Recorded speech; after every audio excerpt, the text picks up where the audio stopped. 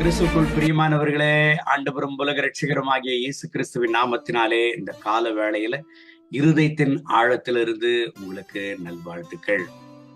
தானியேல் தீர்க்க தரிசன புஸ்தகம் 3ஆம் அதிகாரம் 17வது வசனத்தை வாசித்து இந்த நாளுக்காக நாம் ஜெபிப்போம். நாங்கள் ஆராதிக்கிற எங்கள் தேவன் எங்களை தப்புவிக்க வல்லவராய் இருக்கிறார். ஷாத்ராக், மேஷாக், ஆபத்நேகோ எண்ணப்படுகிற வாலிபர்கள் ஆண்டவருக்காக வைராக்கியமாக நின்றவர்கள். ஆனால் அவர்களுக்கு விரோதமாக சில பேர் எழும்பி அவர்களை பழி தீர்க்க வேண்டும் என்று, அவர்களை ஒன்றுமில்லாமல் சங்காரமாக்க வேண்டும் என்று சொல்லி ராஜாவாகிய நேபுகாத் நேச்சரிடத்தில் இவர்களை குறித்து போய் தகவல்களை கூறுகிறார்கள். ராஜாவே, உம்முடைய வார்த்தைகளுக்கு அவர்கள் கீழ்ப்படியவில்லை, உடைய வார்த்தைகளை அவர்கள் பொறுப்பெடுக்கவில்லை என்று சொல்லி. என் அன்பு தேவனுடைய பிள்ளைகளை, ராஜாவுடைய வார்த்தைக்கு கீழ்ப்படியவில்லை என்று சொன்னால் எப்பேற்பட்ட தண்டனையாவது கிடைக்கும்.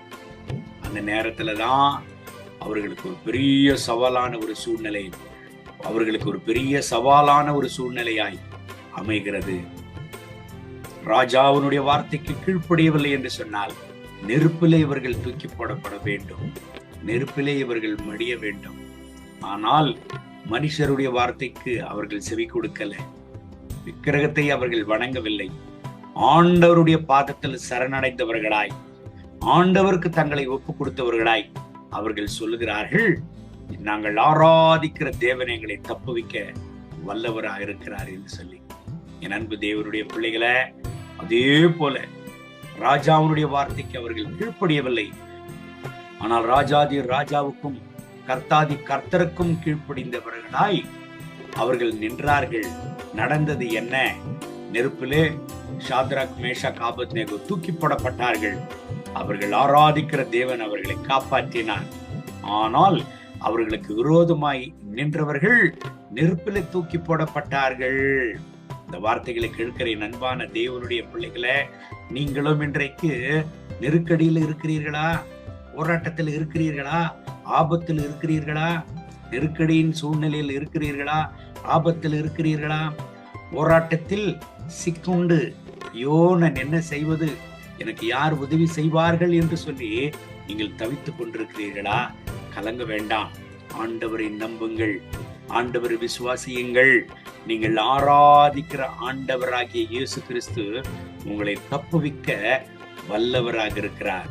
சோர்ந்து போக வேண்டாம். என் அன்பு தேவனுடைய பிள்ளைகளை, சமாதானமா இருங்கள், தைரியமாக இருங்கள். உங்க சூழ்நிலைகள் என்னவா இருந்தாலும் கவலை இல்லை, ஆண்டவரை நம்புங்கள்.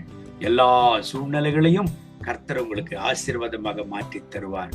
ஷாத்ராக், மேஷாக், ஆபத்நேகோ எண்ணப்படுகிறவர்கள் நெருப்பிலே தூக்கி போடப்பட்டாலும் 3 நபர்கள் அந்த நெருப்பிலே தூக்கி போடப்பட்டார்கள்.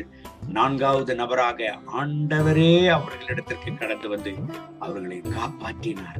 காரணம், ஆண்டவரை அவர்கள் ஆராதித்தார்கள். எனக்கு இருக்கிற அன்பு தேவனுடைய பிள்ளைகளை, ஆண்டவரை ஆராதிக்கிற கர்த்தருடைய பிள்ளைகள் ஒருபோதும் வெட்கப்படுவதற்கு ஆண்டவர் விட்டு கொடுக்கவே மாட்டார். கர்த்தரை ஆராதிக்கிற நீங்க வெட்கப்பட மாட்டீங்க. ஆண்டவர் உங்களை காப்பாற்றுவார், கர்த்தர் உங்களை தப்படிப்பார், ஆண்டவர் உங்களை பாதுகாப்பார். இந்த வசனத்தின்படி கர்த்தர் உங்களை ஆசீர்வதித்து இந்த நாள் முழுவதும் நடத்துவராக. கண்களை மூடி ஜெபிப்போமா? அன்பின் ஆண்டவரே, இந்த கால வேளையில இந்த ஜெபத்தில் இணைந்து என்னோடு சேர்ந்து ஜெபித்துக் கொண்டிருக்கிற ஒவ்வொரு கர்த்தருடைய பிள்ளைகளுக்காக ஜெபிக்கிறேன்.